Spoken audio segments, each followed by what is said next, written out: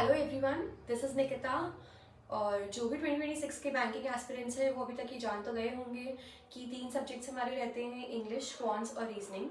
और रीजनिंग में काफ़ी बच्चों को काफ़ी दिक्कतें आती हैं, पर मेरा हमेशा से ही वो स्ट्रॉन्ग रहा था और मेरे को काफ़ी फैसिनेट करता था रीजनिंग। तो मैंने सोचा कि क्यों ना मैं अपनी नॉलेज आप लोगों के साथ शेयर करूँ।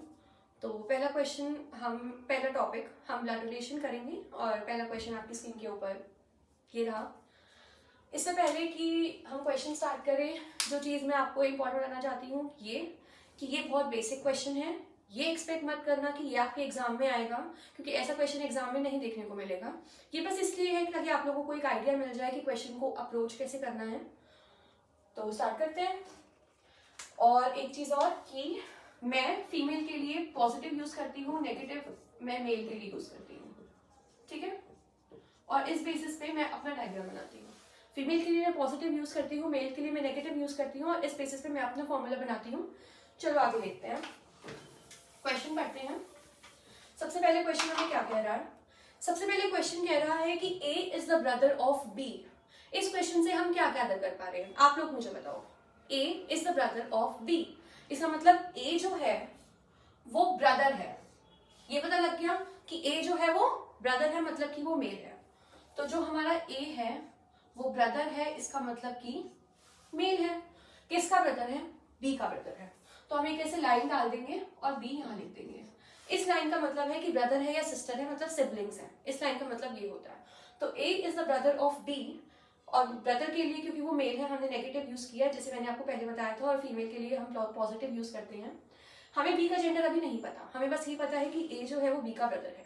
नेक्स्ट लाइन पे आते हैं, B is the sister of सी।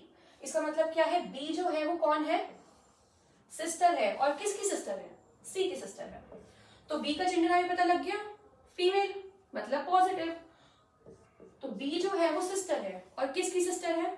सी की सिस्टर है। इसका मतलब लाइन डाल के हम लिखेंगे सी, जैसे कि मैंने आपको बताया कि हम लाइन किसके लिए डाल रहे हैं? सिबलिंग्स के लिए डाल रहे हैं। आगे बढ़ते हैं, D is the daughter of C. क्या हमें कहीं पे भी सी का जेंडर पता लग पाया? हमें नहीं पता लग पाया। सी जो है वो हमारा पॉजिटिव भी हो सकता है और नेगेटिव भी हो सकता है, मतलब कि मेल भी हो सकता है और फीमेल भी हो सकता है।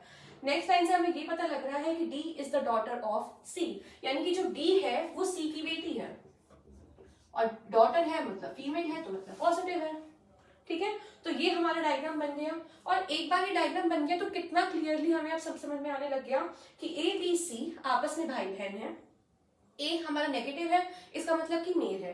बी हमारा पॉजिटिव लिखा हुआ है, इसका मतलब कि फीमेल है। सी हमारा मेल भी हो सकता है, नेगेटिव भी हो सकता है, हमें नहीं पता, मतलब मेल भी हो सकता है, फीमेल भी हो सकता है, हमें नहीं पता। क्वेश्चन से हम ये गैदर नहीं कर पा रहे हैं। और ये चीजें पता लग गई कि डी जो है वो सी की डॉटर है। कितना क्लियरली इस क्वेश्चन से हमें पता लग पा रहा है कि क्या रिलेशन चल रहा है अभी तक। क्वेश्चन में उसने क्या पूछा? How is A related to D, यानी कि ए का और डी का रिलेशन क्या है।